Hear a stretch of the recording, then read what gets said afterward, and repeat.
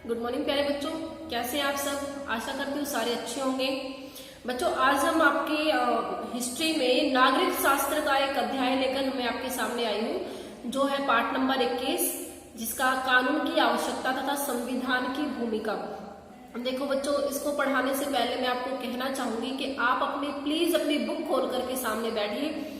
और कुछ बच्चे तो मेरी वीडियो भी पूरा ध्यान से नहीं सुनते। मैं ये नहीं कह रही कि भाई आप सुनते हो नहीं सुनते हो, कुछ बच्चे बहुत ध्यान से सुनते हैं, लेकिन कुछ बच्चे स्किप कर करके सुनते हैं। उसका कोई फायदा नहीं बच्चों। अगर आप उसको सुनना है तो ध्यान से सुनिए, क्योंकि बीच बीच में इसके क्वेश्चंस भी आते हैं और बाद में इसके क्वेश्चन आंसर मैं आपको इसमें करना क्या है वो भी मैं आपको बताती हूँ।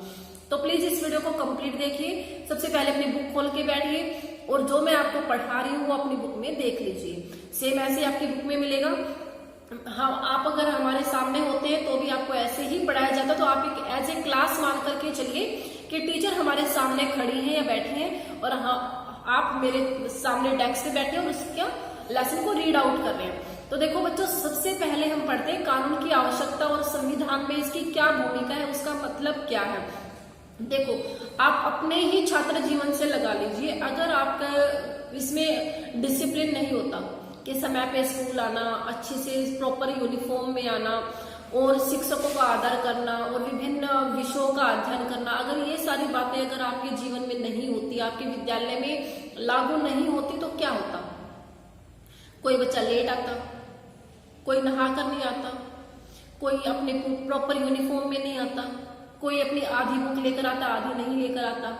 और टीचरों का सम्मान करना तो बस वो छोड़ ही दो, क्योंकि आप ये चाहते हैं, मतलब जो भी है आपका एक डिसिप्लिन में जो है बातें हैं, वो सारा का सारा हमें कौन सिखाता है, हमें कानून सिखाता है। ठीक है बच्चों।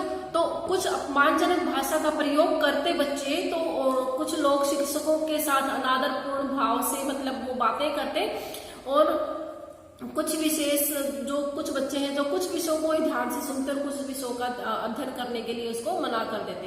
देखो, सबसे पहले हम पढ़ते हैं कानून की परिभाषा। तो ये सारी बातें आपने सुनी कि आपके स्कूल में डिसिप्लिन क्यों लागू हुआ, क्योंकि आप समय पर स्कूल आ सके, समय पे अपना काम कर सके, अच्छे से प्रॉपर वेल मेंटेन होकर के आप स्कूल आ सके और आपको सभी का आदर सम्मान करना आए। ठीक है बच्चों, आप पढ़ाई तो देखो अभी भी आपकी हो रही है ना, आप घर बैठ के पढ़ाई कर रहे हो, लेकिन वो डिसिप्लिन आप में अब नहीं है कहीं ना कहीं। जो आप कक्षा का जो टाइम होता था, स्कूल टाइमिंग जो होता था, उस टाइम में आप वो जो डिसिप्लिन आपको फॉलो करना पड़ता था, वो अब आपको फॉलो नहीं करना पड़ रहा। तो कहीं ना कहीं आप उस डिसिप्लिन को मिस भी कर रहे होगे। तो बच्चों, पढ़ते हैं हम अपने नेक्स्ट जो आपका टॉपिक है वो है कानून। कानून की परिभाषा क्या है। देखो, कानून जो स्थापित नियमों का वह भाग है बच्चों जो किसी अधिकारी या सरकार द्वारा लागू किया जाता है।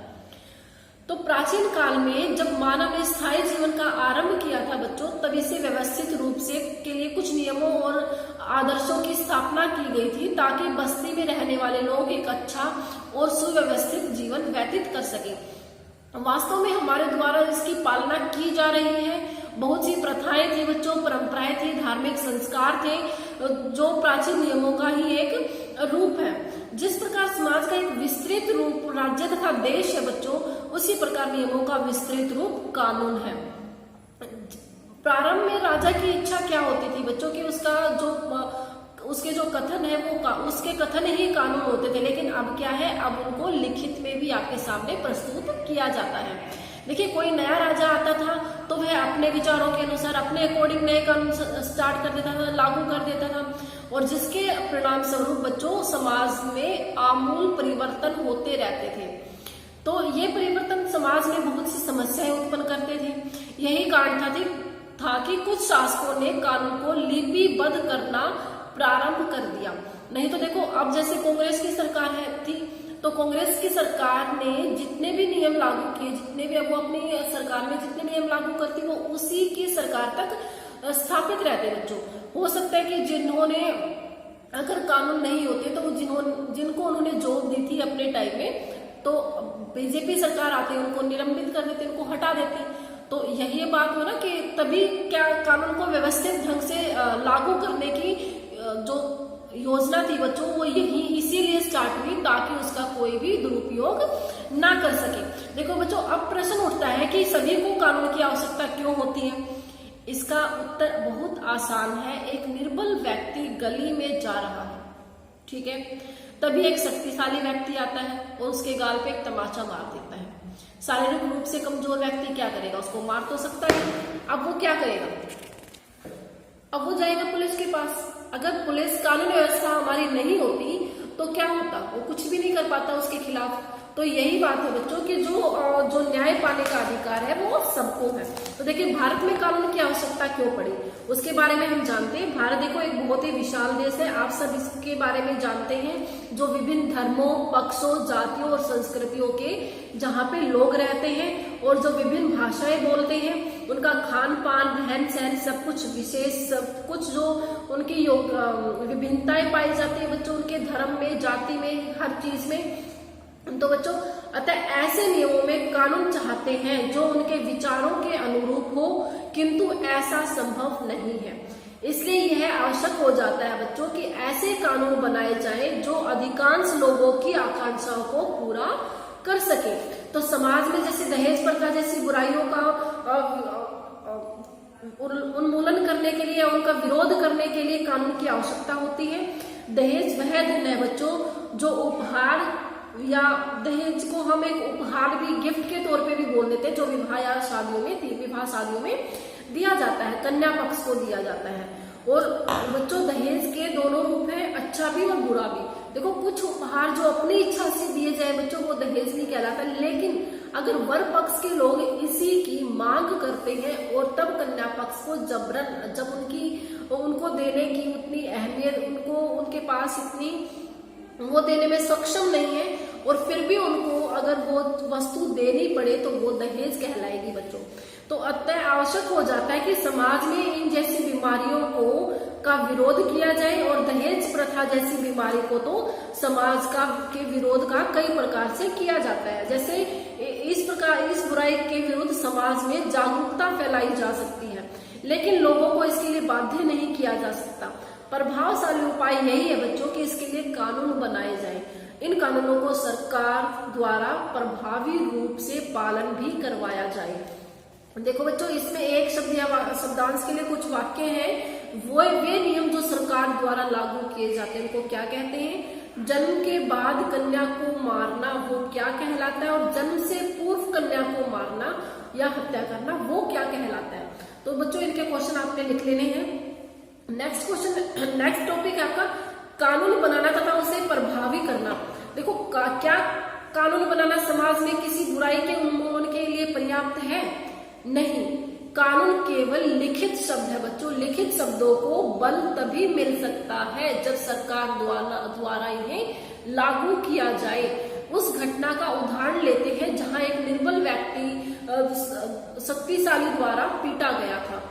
निर्बल व्यक्ति न्याय तभी पा सकता है बच्चों जब पुलिस बल या न्यायालय उस शक्तिशाली जो व्यक्ति है उसके विरुद्ध कोई भी एक्शन ले या उसको सजा दे। इसी प्रकार दहेज प्रथा के उन्मूलन में भी जो कानून बनाया गया है उसे भी प्रभावी बनाने के लिए आवश्यक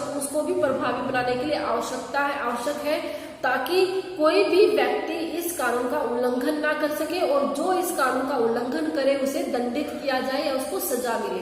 देखो बच्चों, संविधान की भूमिका हमारे लिए क्या है। कानून सरकार द्वारा बनाए जाते हैं। भारत जैसे प्रजातांत्रिक देश में बच्चों बहुत से राजनीतिक दल जिनकी भिन्न भिन्न विचारधाराएं हैं, बहुत सी परिस्थितियों में किसी एक दल की विचारधारा अन्य दल से भिन्न होती है। अभी कांग्रेस पार्टी और बीजेपी में ही आप हर बार देखते हैं, अब कोरोना को लेकर के ही बीजेपी के और कांग्रेस के अलग अलग मत हैं। सेम ऐसे ही चाइना के मामले में भी अलग अलग मत थे। तो विभिन्न पार्टियों के अलग अलग मत होते हैं बच्चों।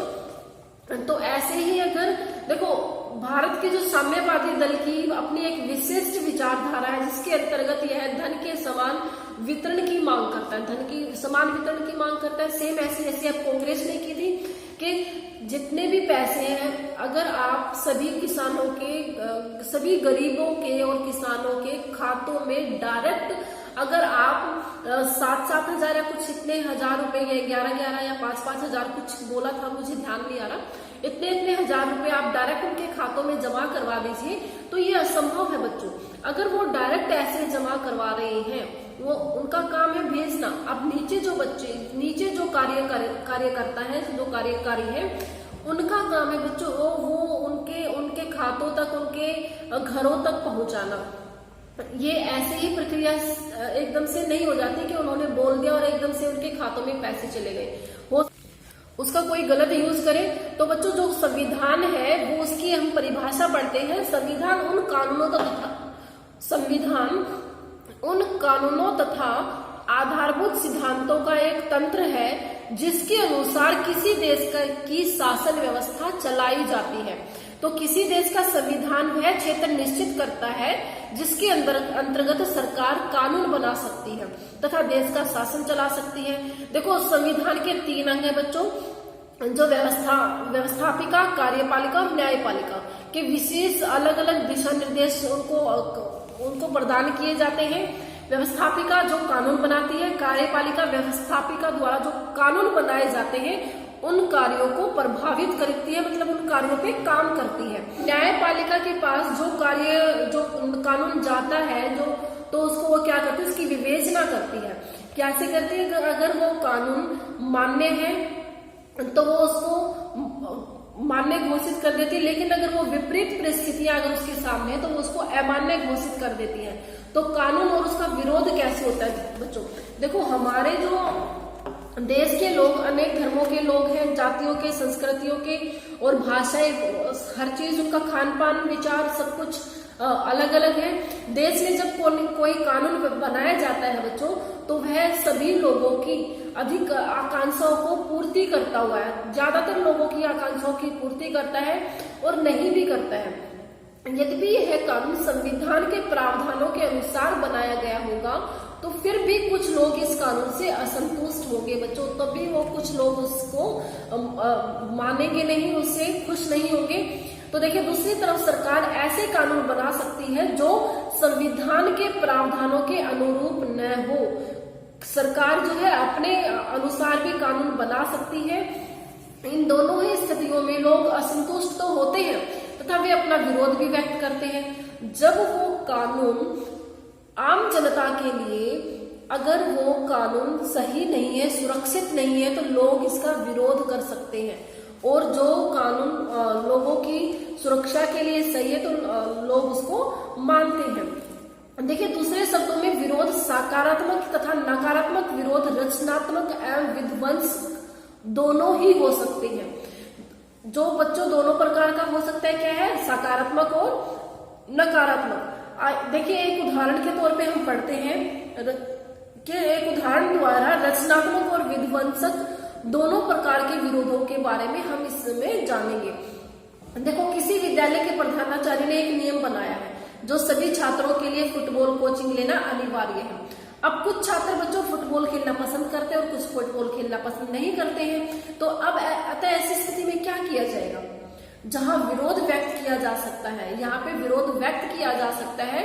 प्रश्न उठ सकता है कि विरोध कैसे व्यक्त किया जाए। देखो जिन बच्चों को ये फुटबॉल खेलना पसंद नहीं है वो इसका विरोध कर सकते हैं कि सर हम अपनी मर्जी से, अपने जो हमें पसंद है हम वही गेम यहाँ पे खेल सकते हैं। गेम तो हम लेंगे लेकिन जो हमारी पसंद से हम वो भी कर सकते हैं।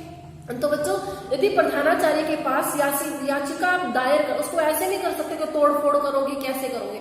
उसका भी एक नियम होता है कि आप प्रधानाचार्य के पास एक याचिका दायर करते हैं और यह एक रचनात्मक विरोध है। अगर आपने याचना दायर की कि एक एप्लीकेशन लिख के दे दी कि सर हमें ये गेम पसंद नहीं है, इसलिए हमें ये वाला गेम पसंद है और हम इस गेम में अपना पार्टिसिपेशन बहुत अच्छे से दे सकते हैं, ऐसे करके अगर आप एक एप्लीकेशन लिखते हैं, याचना दायर करते हैं, तो आपका एक ये रचनात्मक विरोध है।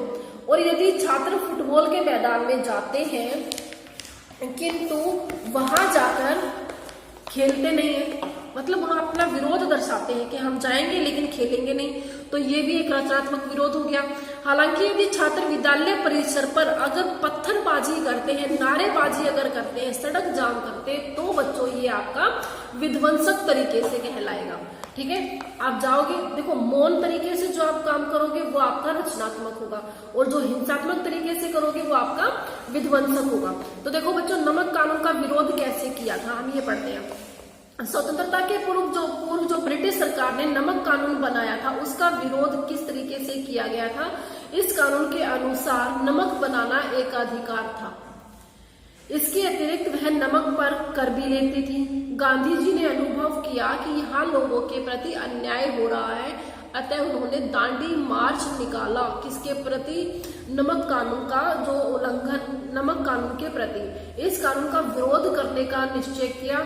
नमक कानून का 12 मार्च 1930 ईस्वी को गांधी जी ने अहमदाबाद से साबरमती आश्रम तक 78 अनुयायियों के साथ, मतलब 78 उनके जो अनुयायी थे उनके साथ एक छोटे से तटीय दांडी तक पैदल यात्रा आरंभ कर दी। बच्चों, उन्होंने उनके विरोध का तरीका लोगों द्वारा बहुत पसंद किया गया, और उनके मार्ग में उनके साथ बहुत से लोग जो थे वो भी सम्मिलित हो गए। जब वे लगभग 300 मील की दूरी तय करके दांडी पहुंचे तो उनके साथ हजारों लोग थे। देखो, काफिला चला था 78 लोगों के साथ, लेकिन पहुंचा कितने? हजारों लोगों, हजारों की संख्या में, क्योंकि उनको पसंद आया वो जो काम। वहां पर उन्होंने समुद्र के पानी से के नमक से एक मुट्ठी नमक भर के नमक कानून को तोड़ दिया था। बच्चों, जवाबी कार्रवाई में पुलिस ने उनके ऊपर लाठीचार्ज किया, हमले किए, लेकिन गांधी जी ने अपने अनुयायियों को शांत रहने के लिए बोला। बच्चों, और जिसका देखो वहां पर उसका कोई असर दिखाई नहीं दिया, लेकिन उसका असर तब दिखाई दिया जब नमक कानून को निलंबित कर दिया गया। देखो, जब विरोध जो था वो रचनात्मक तरीके से किया गया था, अब तब सरकार भी सकारात्मक रूप से देखती है, और जब विरोध जो विध्वंसक रूप से किया जाए तो सरकार के जो उनको देखने का नजरिया है बच्चों वो बदल जाता है। तो आरक्षण के लिए विरोध कैसे होता है? भारत के जो संविधान है उनमें दलित वर्गों के लिए, जैसे अनुसूचित जाति या अनुसूचित जनजाति के उत्थान के लिए आरक्षण के प्रावधान को सम्मिलित किया गया है। आरक्षण से तात्पर्य है, देखो आरक्षण कहलाता क्या है कि शैक्षिक जो संस्थान होते हैं या सरकारी सेवाएं होती हैं उनमें जातियों तथा जनजातियों के लिए सीटों की विशेष संख्या आरक्षित कर देना, एक रिजर्वेशन कर देना कि और 10 यह आरक्षण प्रारंभ में बच्चों 10 वर्षों के लिए दिया गया था, किंतु कुछ राजनीतिक पार्टियों ने के कारण यह समय समय पर बढ़ा दिया गया।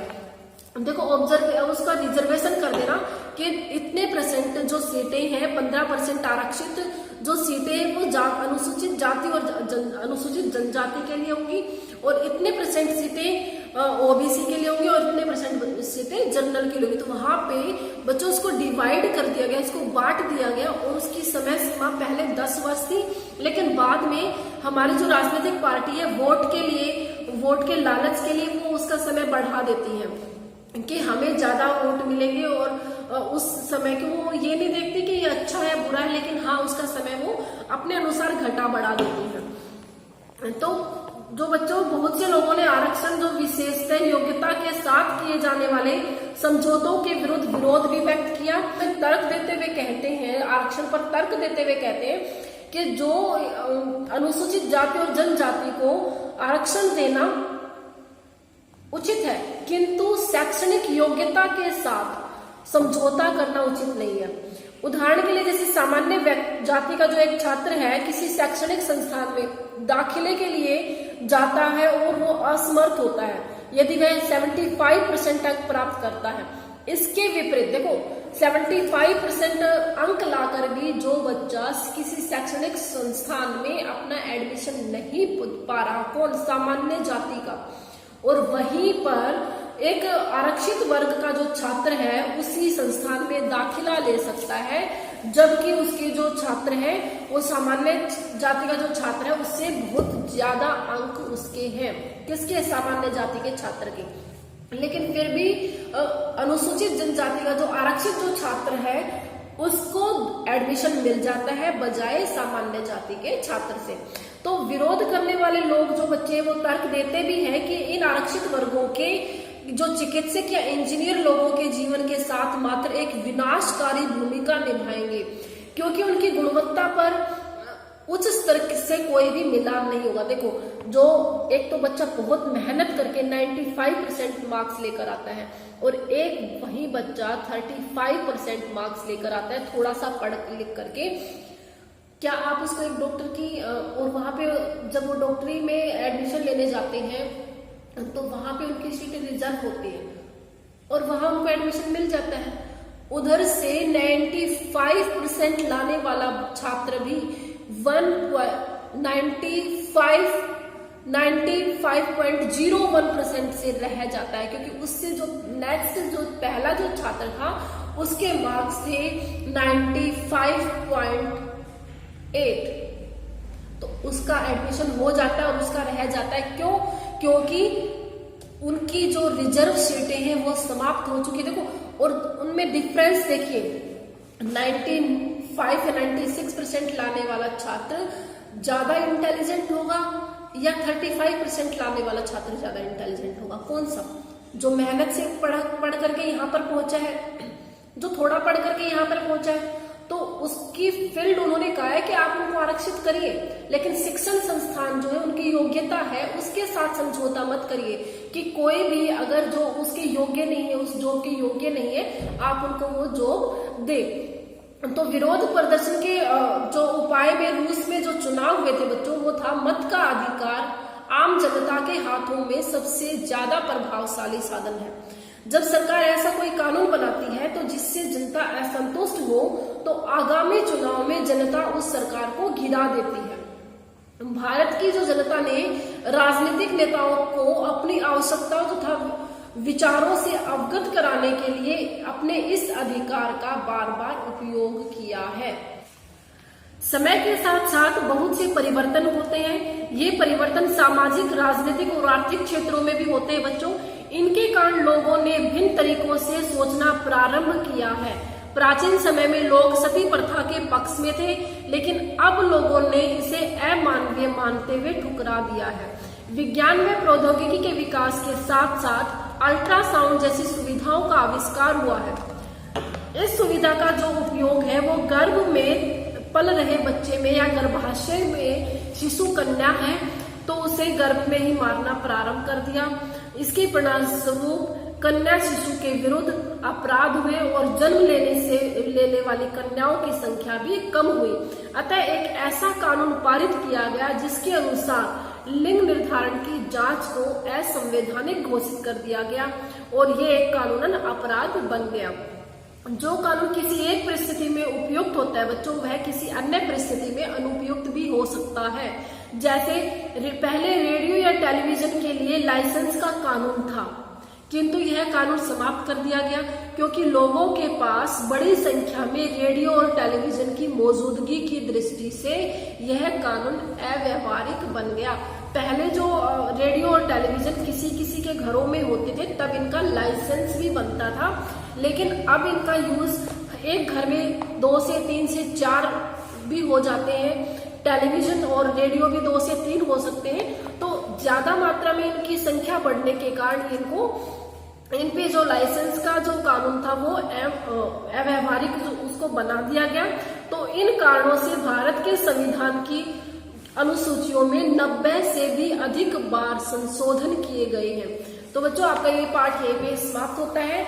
आपको क्या करना है, एक तो इसके जो शॉर्ट क्वेश्चन आंसर है वो करने हैं, लॉन्ग क्वेश्चन आंसर आपको नहीं करने हैं। आपको ओनली शॉर्ट क्वेश्चन आंसर करने हैं, बुक वर्क भरना है और सेम वैसे ही हर पेज से 10 क्वेश्चन आंसर। मान लो पेज नंबर 180 या 178 मैंने पढ़ा है तो 178 से 10 क्वेश्चन, उसके बाद 179 से 10 क्वेश्चन, उसके बाद 180 पेज से 10 क्वेश्चन। तो आपको ऐसे ही हर एक पेज से 10 क्वेश्चन आंसर बेटा 1 वर्ड में आपको फाइंड आउट करके अपनी फेयर कॉपी में लिखना है। और नेक्स्ट बार जब आपकी कॉपी चेकिंग के लिए आएगी तो मुझे उसमें आपका काम ये सारा का सारा कंप्लीट मिलना चाहिए। तो मिलते हैं अपनी नेक्स्ट वीडियो में, तब तक के लिए गुड बाय।